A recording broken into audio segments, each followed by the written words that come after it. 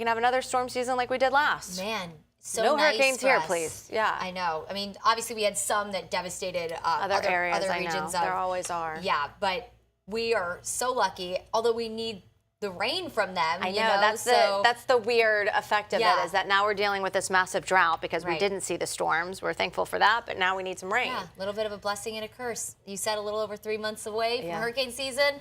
The exact number, 101. So I'm sure tomorrow all over social media you'll see 100 days until the start of hurricane season. The It always thing comes we, quicker. yeah, it does. I feel like we're always counting. We're either counting down to it or counting out of it. Toward we're the in end. the season Yeah. saying like, when does it end? That's right. When I updated this graphic, it said 2 days until hurricane season over. So I was Over, like, oh yeah, man, okay. it kind of pains me to remake this Change that. graphic. But Dang. yeah, unfortunately, we are counting down until the start of hurricane season.